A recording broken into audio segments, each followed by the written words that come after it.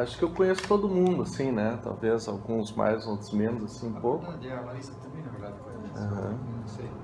Mas no sentido mais de situar, assim, cadê o... Ah, sim. Tá. Mas no sentido de situar um pouco da onde que eu tô falando, né? Eu tô fazendo meu PPHM na comunidade balneária Camboriú. Termino agora em dezembro, final de dezembro. Ou seja, eu tô na minha reta final aí. E eu tenho uma caminhada acadêmica, né? Eu tive minha formação na área da teologia, fiz mestrado na EST, em teologia prática, e fiz meu doutorado em teologia sistemática, trabalhando justamente com a temática da teologia pública, e em comparação com a teologia latino-americana, né? Como é que a gente dialoga com esse conceito, com essa ideia a partir da nossa realidade, do nosso contexto, né? E eu fui então fazer um tempo de pesquisa de doutorado sanduíche na África do Sul, da onde eu tirei, digamos, um parceiro de diálogo, assim, dois contextos do hemisfério sul, né, em diálogo sobre esse conceito de teologia pública e como que ele se articula com a realidade, até certo ponto, semelhante entre esses dois contextos, né, de lutas contra o racismo, contra o apartheid. Aqui no Brasil nós tivemos o período de ditadura, então há muitas semelhanças que fazem com que esse diálogo seja interessante para a gente pensar em teologia pública, né? Sobretudo depois a gente vai ver que é um conceito que não surge nesse nosso contexto de sul, né? Mas surge no hemisfério norte, né? Entre Estados Unidos e Alemanha. E eu chamei essa apresentação, então, Introdução à Teologia Pública, notas... Ela que consegue projetar, acho melhor, né? Notas sobre a publicidade da igreja em tempos difíceis, né? Eu planejo essa conversa nossa primeiro por uma contextualização temática, historicamente, de como que se constitui essa ideia de que a igreja ou a teologia tem um caráter público. Para o segundo momento, então, fazer uma discussão mais teórica sobre como nós podemos compreender de diversas maneiras essa ideia de teologia pública. E, por fim, então, perceber que desafios nós temos aqui para levar junto como brasileiros, né? Indo para um lugar, falando desde a experiência contextual, histórica do nosso tempo presente, como é que a gente pode entender isso aí. Então, primeiro dupla menção que eu quero fazer é que a igreja tem um caráter público missionário desde sempre, né? Isso não é uma novidade que surgiu há pouco tempo. Ali eu trouxe dois textos bíblicos, eu não sei até se alguém tem, depois eu quiser olhar na Bíblia e eu compartilhar essa leitura. Eu menciono primeiro essa ordem, né? Essa ordenação de Jesus para que a gente vá, pregue o Evangelho, batize, né? Anuncie o reino de Deus em todos os cantos do mundo, né? Vão a todas as nações, que é o Mateus 28, 18 a 20, nosso mandato. E segundo, é um texto que eu acho muito interessante, talvez vocês possam em algum momento analisar ele com esse olhar, que é o Paulo no Areópago, em Atenas, quando ele vai à Grécia, né, e ele está dentro de um contexto pagão, né, assim por dizer, e ele chega num lugar onde há um ídolo, né, uma divindade, uma estátua, imagem de uma estátua chamada a estátua do Deus desconhecido. E ele chega nesse lugar, que é uma praça pública, e anuncia: vocês estão adorando esse Deus aqui, mas eu preciso dizer para vocês que eu sei quem é esse Deus. E aí ele faz então a pregação do Evangelho, a qual ele foi lá e, né, fala em vários lugares e articula essa visão. Esse Deus que vocês consideram ser um Deus desconhecido é um Deus que nós já conhecemos, que se revelou em Jesus Cristo, né, que nos deu o Espírito Santo e nos enviou ao mundo para pregar essa mensagem. Então a fé cristã tem um caráter eminentemente público em sua origem, né? A igreja, então, vocês podem lembrar, quem estudou um pouco mais a história da igreja, a igreja foi perseguida nos primeiros séculos. Os cristãos foram, né, às vezes jogados aos leões, decapitados, crucificados, queimados vivos, e a igreja mesmo assim foi crescendo, mas nunca aceita, né, pelo Império Romano como uma religião possível de se praticar. Isso só veio acontecer nesse período que a gente chama de era constantiniana da igreja, ou o período da cristandade, que é quando o Império Romano começa a assimilar a fé cristã como a religião oficial do Império. E isso começa com esse imperador chamado Constantino, ali no ano de 324, que ele é o primeiro imperador a se converter. Ele só se deixa batizar bem no final da vida dele, mas ele começa então a promover uma abertura e uma aceitação da fé cristã como a religião do Império Romano. Em 381, então, nesse concílio de Constantinopla, chega-se a uma visão de unidade religiosa do Império. Ou seja, a fé cristã se torna a religião oficial do Império Romano. Os imperadores passavam a ser chefes da igreja. Os bispos, que eram os chefes das igrejas locais, eles eram submetiam-se ao poder do imperador. E às vezes vice-versa, às vezes era o próprio imperador que era um bispo, posteriormente veio a ser um papa. Então, esse período chamado da cristandade é o período em que a fé cristã, a igreja, se torna público a ponto de tornar-se o próprio Estado. Há uma fusão entre igreja e Estado. E essa construção da Idade Média, ela vai se radicalizando cada vez mais, a ponto de, no período da Reforma, já antes da Reforma, com alguns críticos, ela já começa a ser, a Reforma não caiu do céu, ela já cai num contexto que já vários teólogos, vários bispos e lideranças da igreja vão articulando uma crítica teológica a essa junção entre igreja e Estado.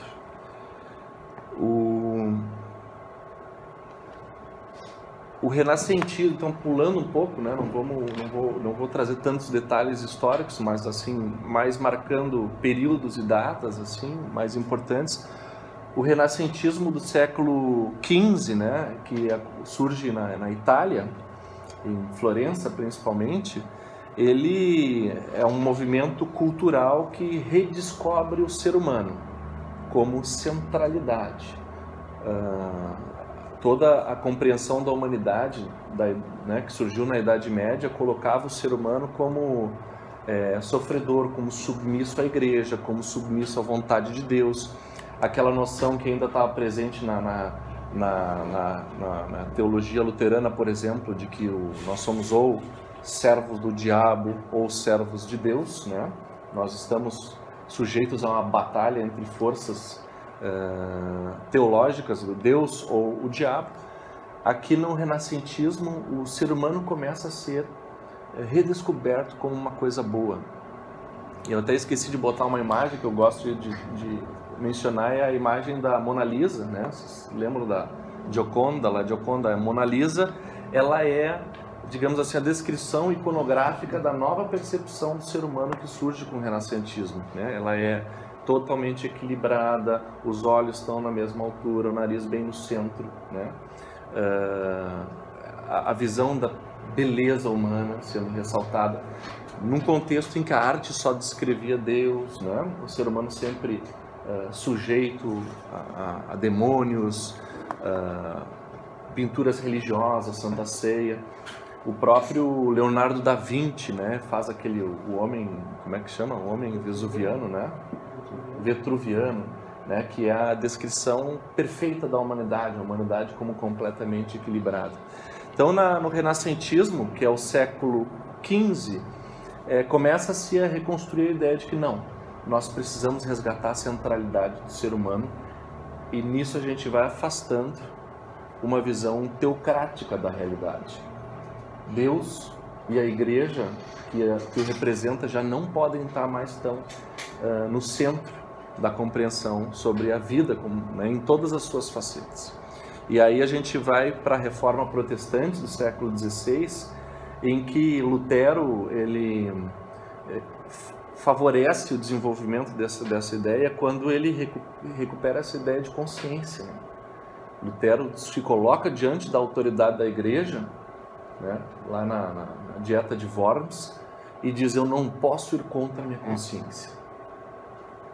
Ou seja, a consciência individual, ela e a avaliação que ela faz das Escrituras, ela se sobrepõe à autoridade da Igreja estabelecida, né, do Papa, no caso dessa junção entre o poder secular e o poder religioso.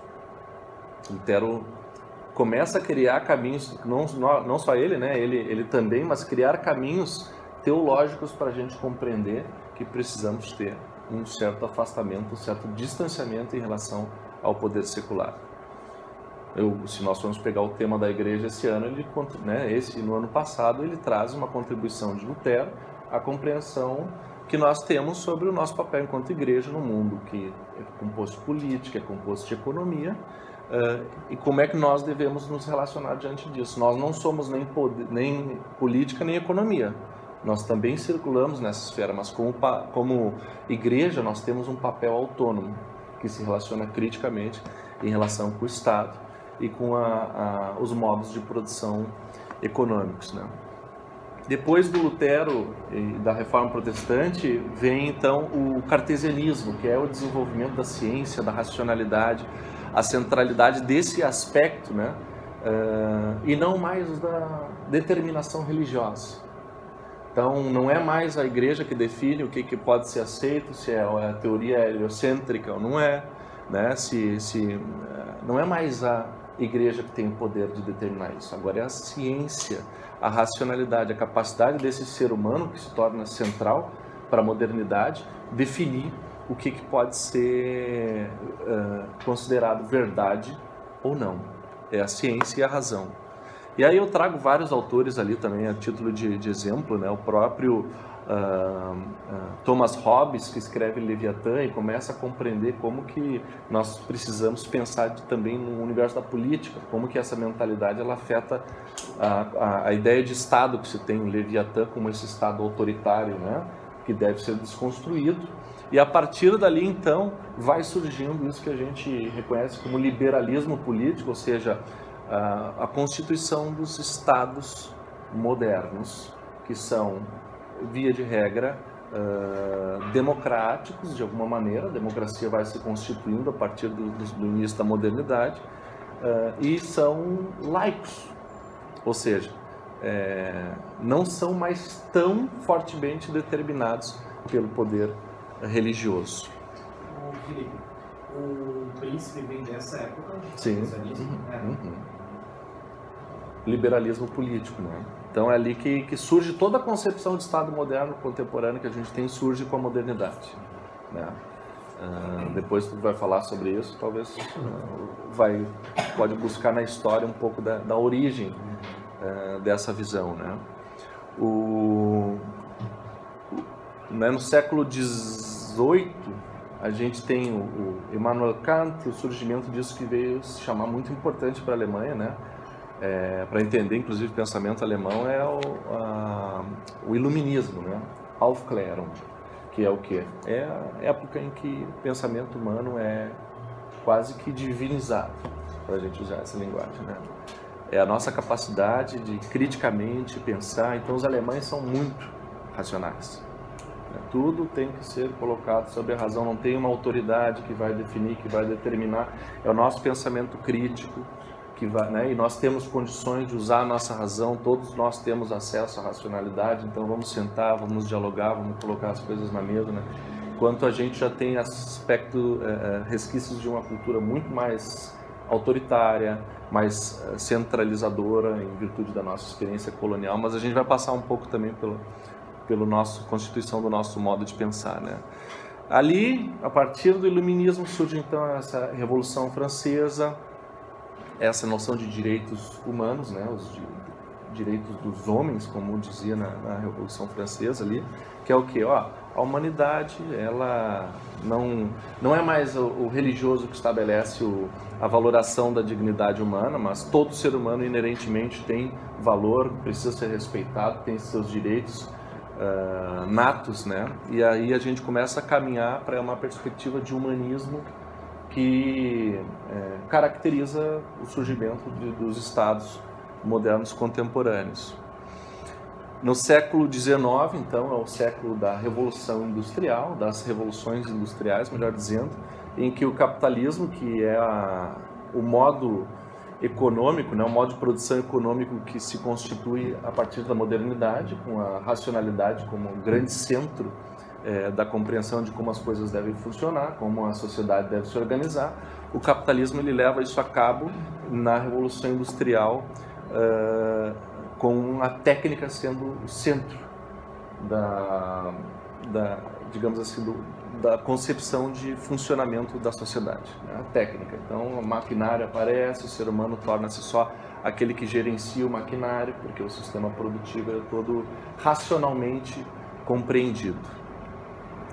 Por fim, aí eu trago duas experiências também que são importantes, que é a Comuna de Paris, que é o início do processo de contestação dos efeitos sociais que a Revolução Industrial teve na Europa, né? A Revolução Industrial foi reconhecida ali por Marx como sendo...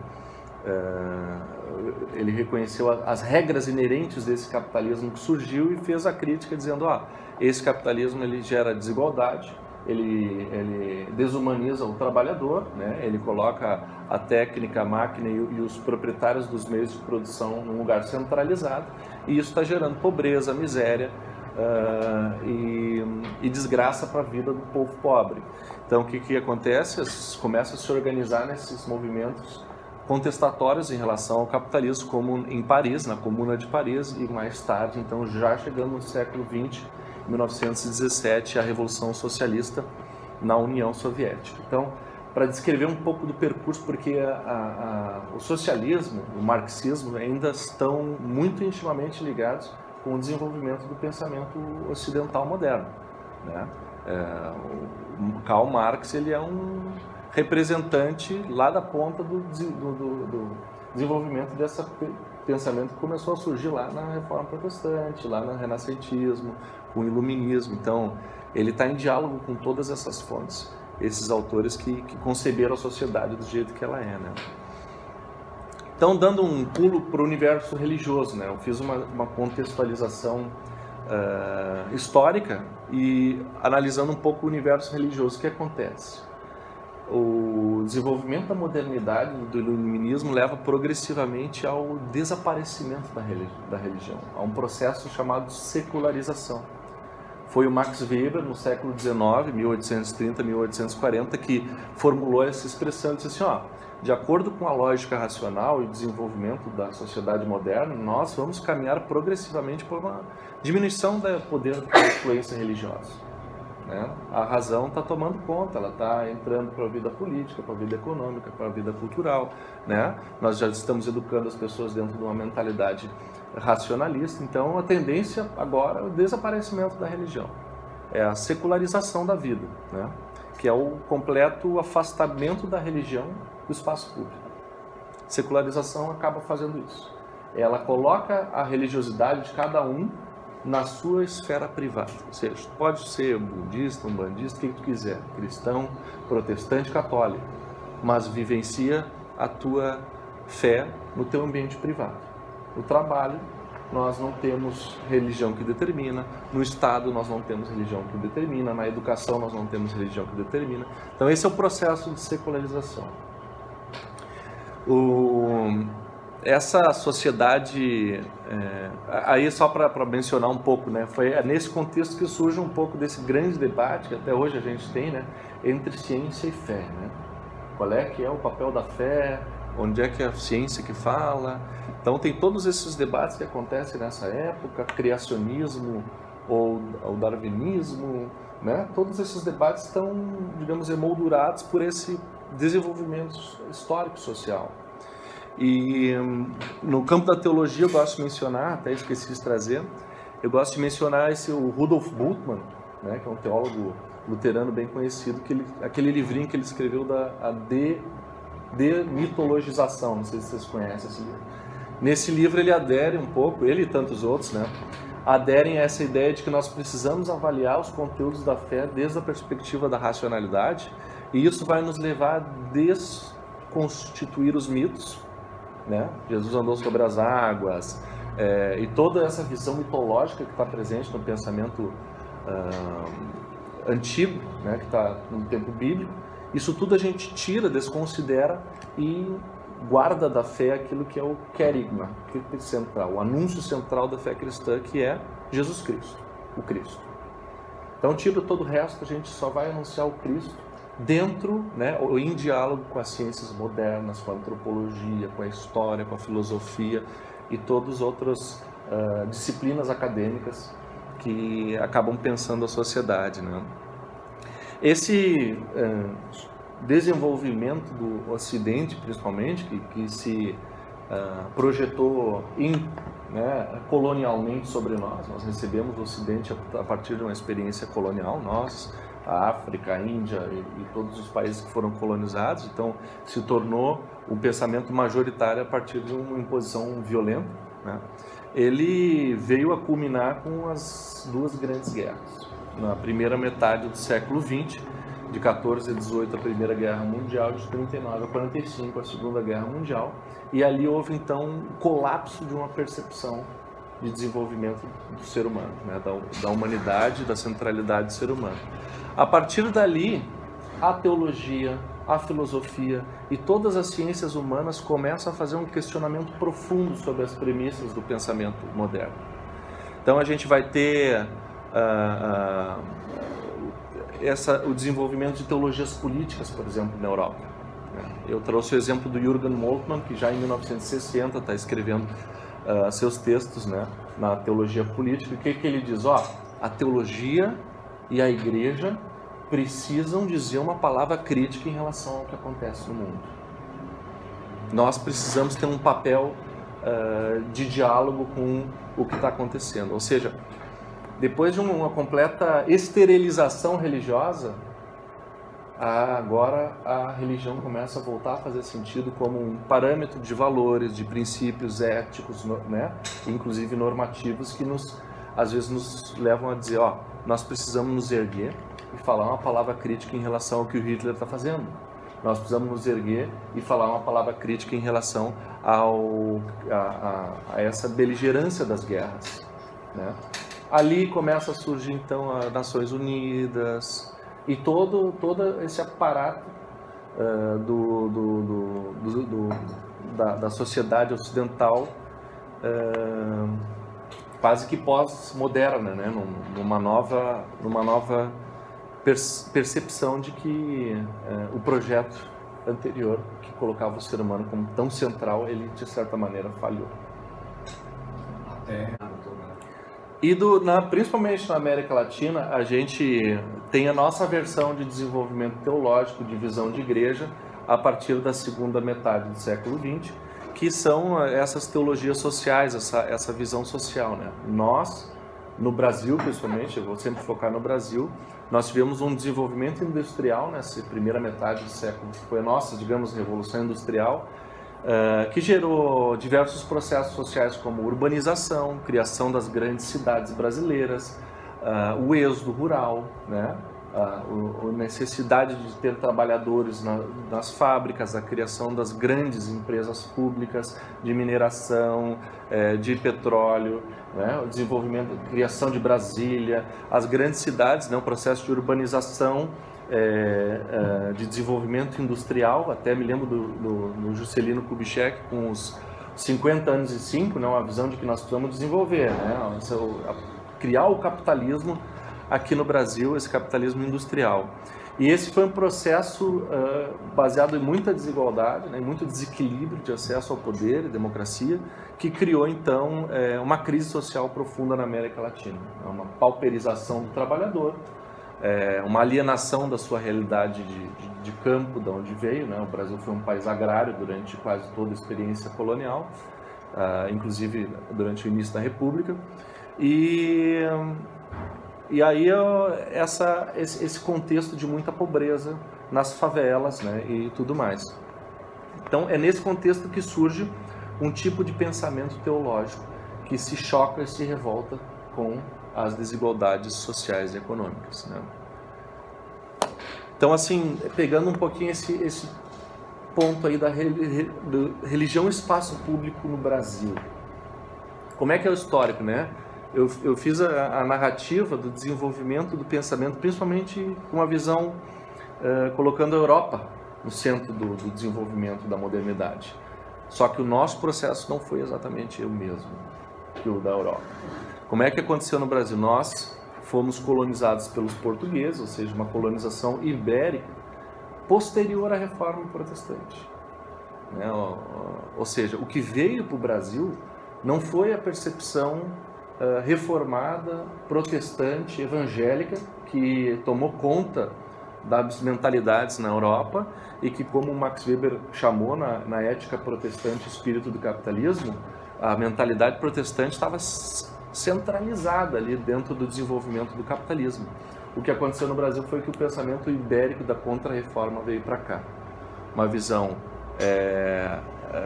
eu menciono ali, né? O Brasil foi colônia de Portugal até 1822, ou seja, são mais de 320 anos de experiência colonial, em que nós vivíamos sob o chamado regime de padroado, ou seja, o rei e os representantes da coroa no Brasil são os líderes da igreja. A Igreja Católica era a igreja oficial da colônia. Então nós tínhamos uma experiência de totalidade, quase que de cristandade medieval. O que veio para cá foi a mesma proposta que a Europa vivia até a Reforma Protestante. Com a Reforma Protestante houve a divisão dos estados europeus de acordo com as religiosidades, a Paz da Westfália, que estabeleceu o princípio de que cada país que rege a religiosidade que vai ser vivida ali. Então, no Brasil nós não tivemos diversidade religiosa, nós tivemos um Estado que veio junto com a igreja, né? A espada com a Bíblia. E isso,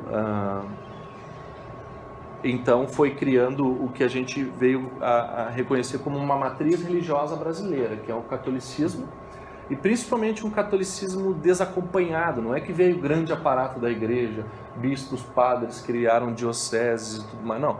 É um catolicismo oficial, em que a religiosidade popular, então, ela estava formada pelo Umbanda, o Candomblé, as religiosidades africanas, né, que veio com os escravos, a religiosidade dos povos indígenas, e esse catolicismo mais mariano, né, essa coisa mais devocional católica, que criou um caldo cultural no Brasil chamado de matriz religiosa brasileira, né?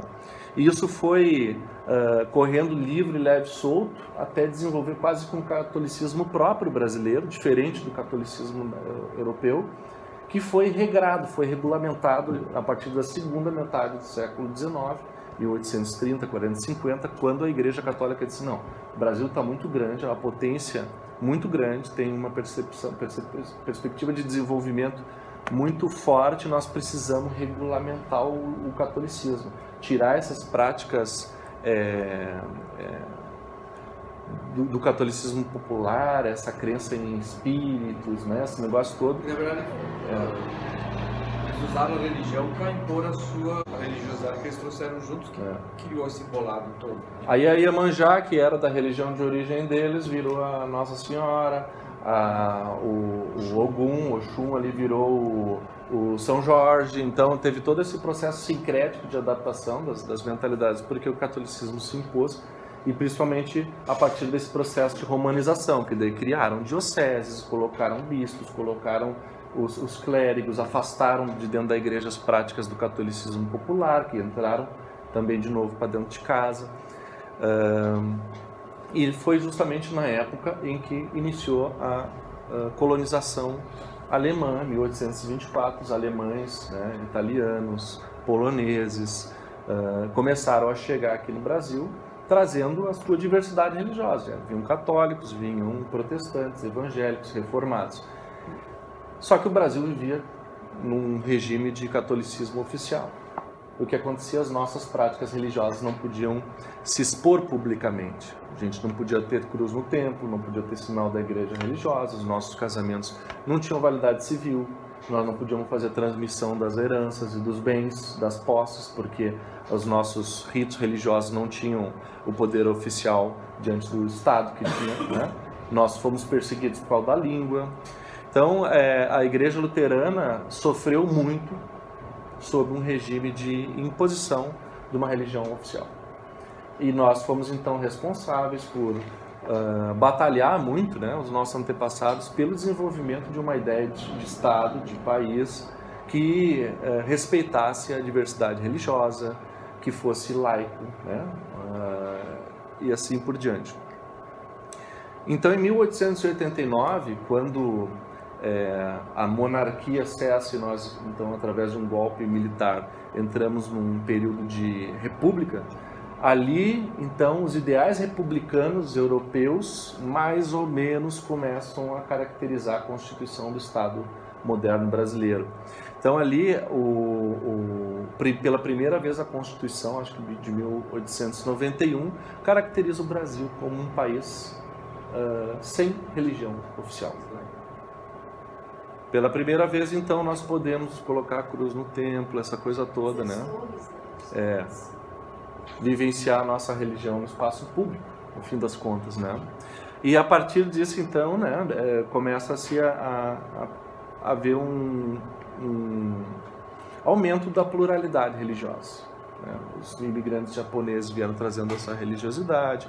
Quem veio nos processos de imigração contínuos que acabaram acontecendo no Brasil trazia sua religiosidade, e o panorama da diversidade religiosa e cultural brasileira foi enriquecendo a partir da constituição de um Estado laico. Então, século XX, assim, para explicar um pouco da onde que está surgindo esse discurso de teologia pública. Como eu disse, nós tivemos esse período do êxodo rural, da favelização, de um desenvolvimento econômico muito grande no Brasil, mas que se deu numa margem, num lastro de muita desigualdade. Ali, então, começou a surgir o que a gente chama de pensamento social da igreja. Eu menciono aqui um teólogo norte-americano chamado Richard Shaw, que é presbiteriano, que, inclusive, o primeiro escrito dele se chamava Teologia e Revolução.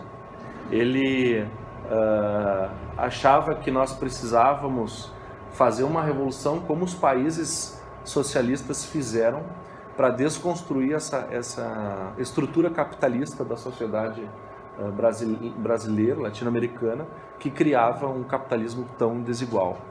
E a partir dali, então, começou a surgir práticas religiosas como a das comunidades eclesiais de base, né, que eram não centradas no papel dos ministros, né, religiosos, mas das comunidades que se reuniam, liam a palavra, analisavam a sua vida, viam contextualmente o que significava o evangelho para a sua realidade.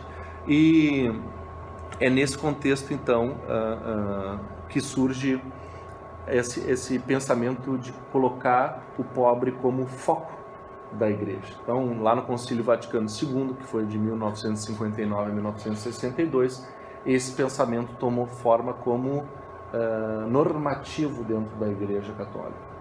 O pobre, né, essa noção de opção preferencial pelo pobre.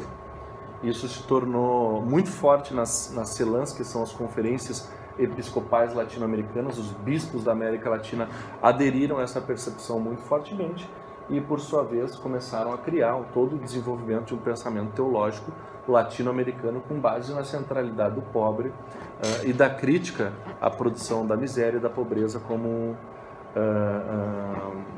a chamada teologia da libertação. Eu trouxe bastante material aqui depois, quem quiser dar uma olhada nos títulos principais que eu trouxe aqui, a gente pode compartilhar um pouco. Então, nesse contexto, nós tivemos a Teologia da Libertação do Gustavo Gutierrez, em 1968, o O Paulo Freire escreveu Pedagogia do Oprimido em 1968, porque ele não era um pensamento somente que dentro da igreja, mas ele era um pensamento transdisciplinar, estava na história, na historiografia, estava na pedagogia, estava em diversos âmbitos do pensamento acadêmico e social brasileiro. Ali, então, no campo protestante, a gente teve Rubem Alves, que foi o primeiro, digamos assim, que escreveu sobre a teologia da esperança humana, né, que era para ser teologia da libertação, inclusive antes do Gustavo Gutierrez. E eu só aponto algumas etapas do desenvolvimento desse pensamento teológico latino-americano, que nós podemos chamar de teologias da libertação no plural. Primeiro, na década de 60, com enfoque muito forte na crise social latino-americana. A partir da década de 70, e com os golpes de Estado e os regimes militares nos países da América Latina, um enfoque político muito forte. A partir dos anos 80, então, começa a surgir essa ideia de novos sujeitos do fazer teológico. Vai surgir a teologia feminista, muito forte, teologia negra, teologia indígena, né? Ou seja, quem são, não é só o pobre economicamente que deve ser o sujeito, que deve ser o foco de uma atuação teológica contextualizada, mas aqueles todos que sofrem num regime de opressão. Então, as mulheres dentro do patriarcado, e assim por diante. Na década de 90, esse pensamento teológico fez a crítica à destruição ambiental, então teve toda essa vertente de teologia e ecologia, que é uma faceta da teologia da libertação. E por último, mais recentemente, tem todo o enfoque teológico na experiência dos LGBTs e na experiência das pessoas com deficiência, né? Então foi uma pluralização dos sujeitos teológicos que aconteceu durante a teologia da libertação. Felipe, se a gente tem algumas informações sobre esse plano, né? A ISLB em especial, ela teve uma mudança muito profunda na sua visão sobre a sociedade brasileira, né? O seu engajamento social em 1970, né? Até então a igreja, a ISLB, ela era muito conivente com o regime militar, ela era muito pouco preocupada com a realidade contextual da pobreza latino-americana e era muito mais focada numa visão igrejeira dos membros luteranos, né? E quando a gente perdeu então o 6º encontro da Assembleia da Federação Luterana Mundial, que seria em Porto Alegre, ali então há uma crise na teologia da ISLB, né, na visão de igreja da ISLB, e o Manifesto de Curitiba, do Concílio de Curitiba, em 1970, ele reorganiza a visão social da ISLB por uma preocupação mais aprofundada com as questões de ordem social e política, né, que são, digamos assim, ela se alia mais ao pensamento da teologia da libertação. Isso que o pessoal reclama, o pessoal da ISLB é tudo mais teologia da libertação, porque isso foi um processo histórico para nós. Em 83. Então, como a gente vê, tem um descompasso entre o desenvolvimento da modernidade ocidental na Europa e o nosso. O nosso desenvolvimento da modernidade do Piriquim aqui tem essas características próprias nossas, né? E a teologia pública? Agora, finalmente, chegamos na danada, né? Eu trago aqui 6 narrativas sobre o que é essa teologia pública. Isso é um esquema que um teólogo sul-africano fez e que eu acho que ajuda a gente a compreender bem. Primeiro é a narrativa chamada dominante, né? O discurso oficial sobre teologia pública. Pegar um livro aqui desse aqui da série da teologia pública, provavelmente as primeiras páginas vai dizer, teologia pública, essa palavra, essa expressão surgiu com um teólogo luterano chamado Marty, nos Estados Unidos, em 1974, quando ele está fazendo uma descrição de Reinhold Niebuhr. Reinhold Niebuhr é um teólogo, né, um pastor, que entra para o universo da política. Ele tem uma atuação na sociedade norte-americana muito forte. Outro exemplo que eu trouxe é o Martin Luther King Jr., né, que é um pastor batista, mas que tinha toda uma atuação pública na luta pelos direitos civis, né? Então, assim, essa visão de teologia pública que surge ali nos Estados Unidos com o Martin Marty caracteriza a teologia como sendo essa influência do pensamento cristão teológico na constituição dos valores civis dentro de uma sociedade. Então, o teólogo, ele dialoga com vários universos, trazendo desde o seu cabedal de valores evangélicos, cristãos, noções de valores para a sociedade. Então, a sociedade norte-americana, por exemplo, ela é muito cristianizada nos valores, né? Porque tem essa ideia de que a igreja precisa constituir os valores da sociedade. O segundo é teologia pública como sendo um tipo de discurso público que se faz. O David Tracy, outro norte-americano, em 1975 fez esse artigo chamado Teologia como um Discurso Público, e ele argumentava que dentro de uma sociedade há uma pluralidade de vozes e discursos, né? Os que falam desde ONGs, os que falam desde políticos do Congresso, e a igreja é uma dessas vozes. Nós precisamos manter esse espaço que a igreja tem, ele dizia, né? E precisamos fazer uma tradução da nossa linguagem teológica para a linguagem da sociedade como um todo. Então, ele falava que havia diferentes públicos. O público nosso de casa, que é a igreja, que a gente usa a nossa linguagem teológica. Tem a universidade, que a gente precisa fazer o nosso discurso público na universidade, utilizando a metodologia científica, né, a linguagem universitária, acadêmica, e tem a sociedade como um todo. Então a gente precisa, sempre para cada público diferente, fazer uma tradução daquilo que a gente diz para a linguagem que seja compreendida por quem não é teólogo ou cristão. O terceiro público, o discurso da teologia pública é o da teologia pública no contexto alemão. Aí a gente chega lá, né? Da öffentliche Theologie. E esse termo foi formulado já antes lá do Martin Marty, em 1972, por um cara chamado Wolfgang Huber, que depois até veio a ser inclusive um bispo da igreja, acho que é a igreja luterana da Alemanha, que achava que a igreja, oficialmente, ele na condição de bispo, a igreja tem que dar uma voz sobre aquilo que acontece na sociedade, uma voz crítica, mas também de contribuição. E aí a gente vê já uma das primeiras características da teologia pública em distinção das teologias latino-americanas, por exemplo, é que a teologia pública se reconhece como alguém que está querendo contribuir para a ordem política e social. Ela se considera participante daquilo. Então ela elabora maneiras de dizer como é que a gente vai melhorar a questão de trabalhar o saneamento básico, como é que a igreja pode pensar formas de contribuir para o desenvolvimento da noção de cidadania, né? Então, e assim por diante. Assim, né? Propõe temas, né, para a sociedade. Exatamente. E aí eu lembro que tem um teólogo que já em 1947 tinha utilizado essa expressão Kirche und Öffentlichkeit, que significa a igreja e a publicidade da igreja, que é o Helmut Thielicke. E então esse pensamento de que a igreja tem um papel forte de desempenhar no espaço público, contribuir com a sociedade, já vem de muito tempo no pós-guerra, vamos dizer assim. Eu trago um quarto discurso, que é a teologia e lutas públicas. E aqui é onde, digamos assim, eu compreendo que as teologias da libertação se encontram. Nesse sentido, teologia da libertação também é um tipo de teologia pública. Por quê?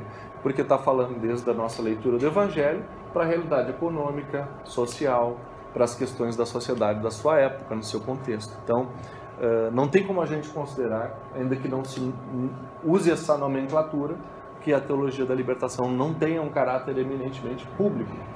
E aí tem as várias teologias de libertação que surgiram globalmente, né? Tem as teologias africanas, a teologia Minjung, que é da Coreia do Sul. E eu menciono aí esse grupo de teólogos terceiro-mundistas, né? que debate a partir dessa perspectiva da teologia da libertação em diversos lugares do mundo.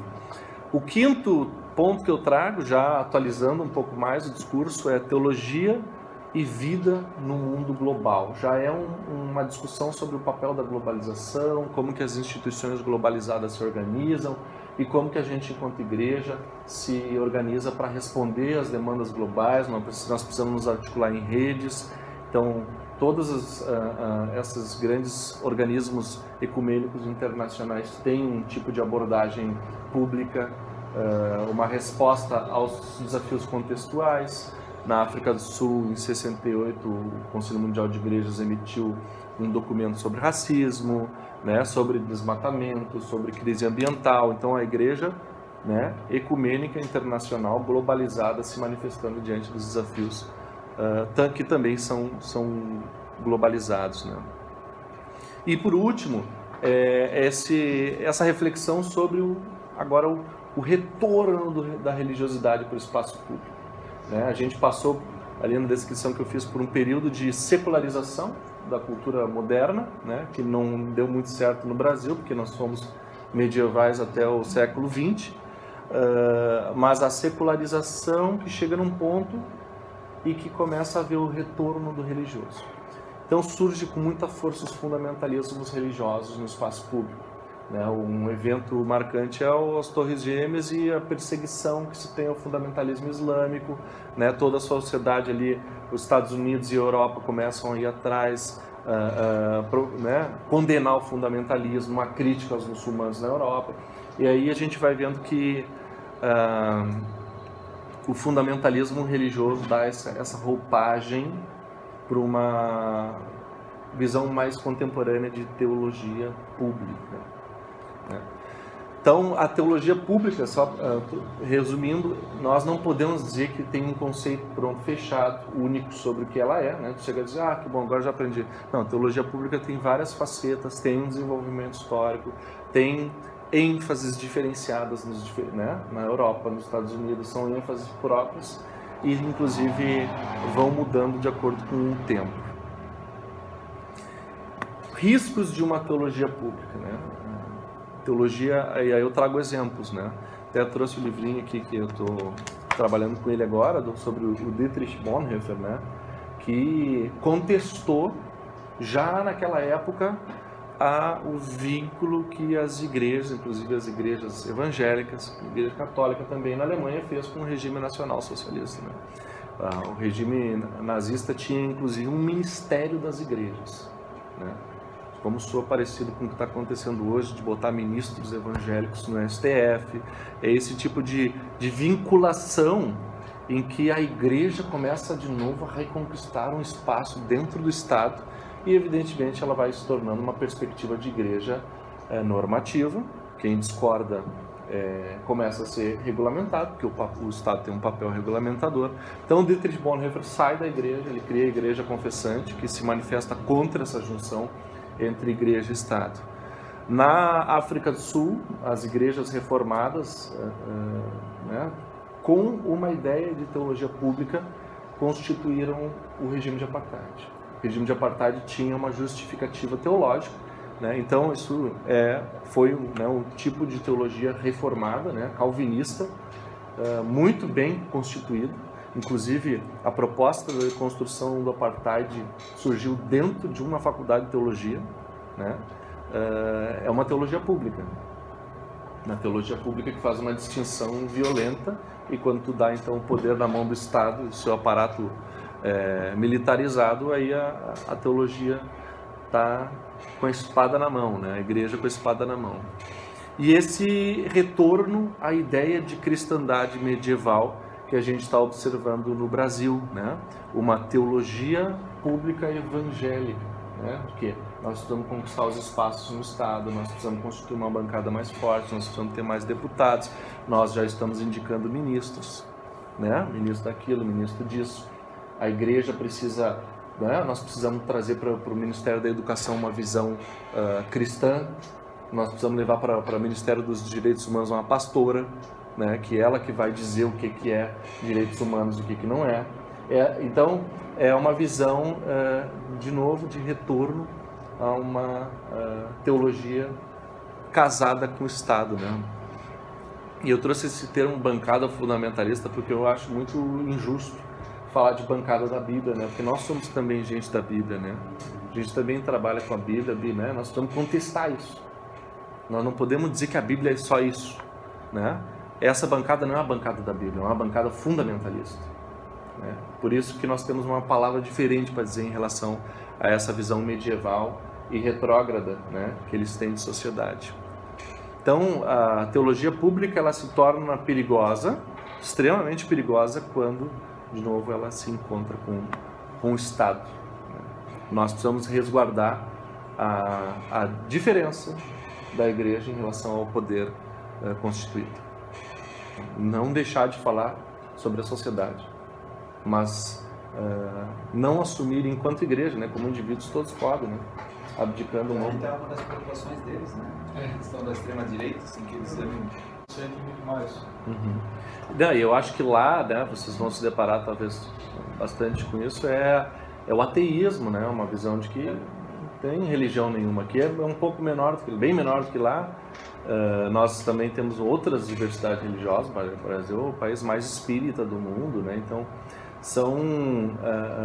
e eu acho assim que o tipo de teologia pública que tanto nós temos feito quanto a Igreja Católica, né, através da CNBB, não deixa de se manifestar publicamente, né? A CNBB está sempre lançando nota sobre reforma da Previdência, sobre vários temas que são de interesse público, né? E que elas dizem, ó, nossa visão de igreja, de evangelho não nos permite embarcar nessa proposta de sociedade. A gente entende que a sociedade precisa discutir isso e aquilo, né? Mas não de assumir o papel, o lugar do Estado de regular, né? E nisso nós estamos caminhando para trás. Nós estamos voltando parece que o Estado está puxando a igreja, porque se eu olho assim, o Bolsonaro, quer dizer, qual é a intenção dele de participar dos gideões aqui no Rio? Qual é a intenção dele participar da caminhada para Jesus, da Marcha para Jesus? Quer dizer, é os dois, né? É uma relação medieval, né? O poder político, o poder religioso se agradando um ao outro, né? E claro que daí as pautas que são pautas modernas, liberais, né, que é o desenvolvimento da ideia de direitos humanos, que tudo está relacionado com esse percurso que a gente analisou, e isso tudo vai se perdendo, né? Não, a gente não fala mais de pluralidade de modos de ser família, a gente vai lá na Bíblia, interpreta a Bíblia de uma maneira, ou lê fundamentalista, e diz, não, vamos ter que regular, o Estado tem que regular que família é só isso, né? E assim por diante, são vários exemplos que a gente vai vendo que nós estamos aplicando uma tese fundamentalista para regular, através do Estado, as práticas, a moral, enfim, né, tudo mais. Mas talvez, então, só para concluir aqui a minha contribuição, eu trago alguns caminhos que a teologia pública acabou tomando no Brasil, né? Primeiro que eu menciono é teologia e universidade. Talvez a grande entrada do discurso da teologia pública é como que a teologia interage com outros universos, né, acadêmicos, de discussão, né? E aí a teologia é parceira de diálogo, e eu reconheço essa Associação Nacional de Teólogos e Cientistas da Religião, né, ANPTECRE, como sendo o núcleo onde esses teólogos veem que estão podendo contribuir, né? O próprio professor Rudolf agora foi para a PUC do Paraná, tá, né, aquele que trouxe para a SLB mais esse discurso da teologia pública, né? O segundo tópico é teologia pública como teologia da cidadania, que é a contribuição do professor Rudolf, que foi meu orientador, em que ele está mais preocupado em dizer o seguinte: como é que a igreja, como é que a reflexão teológica contribui para o desenvolvimento da democracia, né? Ajuda as pessoas a se reconhecerem como cidadãs, né? Numa cultura de direitos humanos, né? Qual é o papel que a gente tem na sociedade, aquela ideia de direitos e deveres, como é que nós somos cidadãos neste mundo. A igreja pode contribuir nesse processo formativo. A terceira, que eu acho que é a que está mais presente, por exemplo, em organizações como as organizações diaconais, ecumênicas, FLD, CAPA, Comim, né? É de que a teologia interage com outros entes da sociedade civil, tem preocupações que saem do universo dos muros da igreja, né? Pensa na realidade dos indígenas, pensa na realidade dos catadores, pensa na realidade, né, de diferentes realidades e faz parcerias com a sociedade civil em projetos que são geralmente financiados por entidades ecumênicas internacionais. Esse é um tipo de teologia pública muito forte na IACLB. Não, e assim, reconhecendo que todo o processo, e eu coloco mais assim, né, a igreja como tendo uma função crítica em relação ao modo como a sociedade globalizada se organizou, extremamente destrutiva, extremamente produtora de desigualdade, a igreja também precisa se articular globalmente. Não adianta só trabalhar para a conscientização do povo alemão se grande parte do processo exploratório humano e ambiental está acontecendo aqui. É aqui que precisa acontecer a resistência a esse tipo de exploração mais fortemente, né? E por isso eu vou para esse último ponto aqui, que é teologia e movimentos sociais, que é a teologia pública como reconhecendo que os agentes de mudança não são meramente instituições, né, ou organizações não governamentais, mas são os agentes são as próprias pessoas que se articulam coletivamente. Então, por exemplo, a FLD está muito entrando para dentro dessa vertente. Se vocês forem pegar os projetos apoiados pelo Programa de Apoio a Pequenos Projetos da FLD, vocês vão pegar lá Movimento de Mulheres Cantoras de Rap Negras, movimentos de catadores e catadoras, né? Eles estão, ao invés de ter um vínculo de participação no espaço público institucional com outras entidades da sociedade civil, estão dialogando diretamente com os movimentos sociais populares que representam interesses difusos, pessoas que estão lutando por dignidade, por vida nas suas condições, as mulheres feministas que costuram, que bordam, que sabe? Então, esse é mais o lugar onde eu estou, por exemplo, né? Minha pesquisa mais de pós-doutorado vai toda nessa linha de ver como é que a igreja, né, ou as igrejas e a teologia tem que entrar em diálogo com essa base mais orgânica de contestação do que está acontecendo como fruto do capitalismo contemporâneo e seus efeitos degradantes para a vida, né? Então esse é o último aspecto. Eu até trouxe umas perguntas, mas aí é só para ajudar a gente a pensar um pouquinho, né, como ser igreja nesse espaço público de hoje em dia, né, que está em tremenda corrosão, né? Nós passamos por uma crise que envolve a questão econômica, né? Eu trago ali a crise perpétua do capitalismo. Essa semana mesmo eu estava vendo que já os políticos estão se articulando para que a Vale não precise pagar nada, porque isso vai tirar o lucro dos rentistas, vai gerar, né? Então, assim, essa via do capitalismo, né, com sua demanda por lucro incessante, né, que cria essa crise permanente nas sociedades, e a vertente do desmatamento, né, das catástrofes socioambientais, como o caso de Brumadinho. As ameaças sociais, nós estamos no Brasil, saiu esse mês passado, saiu essa avaliação de que batemos o maior patamar histórico de desigualdade social no Brasil. Nunca antes foi registrado tanta desigualdade socioeconômica como tem agora.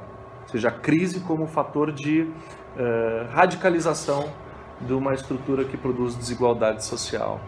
A ameaça aos direitos humanos, o Estado assumindo um protagonismo na perseguição a quem defende direitos humanos. Nós vemos lá o que tem de defensor de direitos humanos morrendo lá na Amazônia, né, sendo assassinado por grupos paraestatais, milícias, né? Uma mulher vereadora foi assassinada por uma milícia no Brasil. Então isso tudo mostra que há uma constituição de um Estado que tem um protagonismo na violência contra quem quer preservar direitos humanos de modo geral, né? E por último, a crise das instituições democráticas. Acho que alguém tinha falado aí em crise das instituições democráticas. Eu vi essa semana esse documentário de Democracia em Vertigem, recomendo, mostrando como é que a democracia no Brasil, com essa crise econômica e todos os processos que foram acontecendo no universo da política, estão degradando as instituições, né?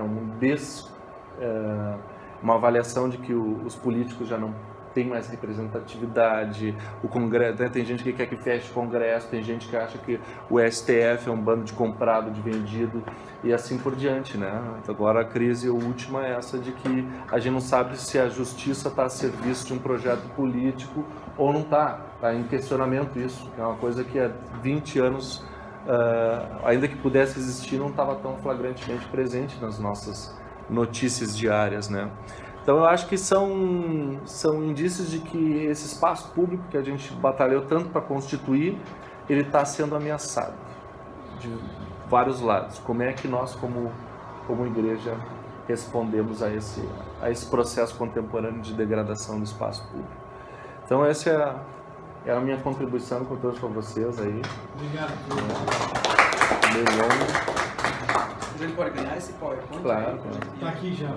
Não, eu acho que esses 4 pontos assim são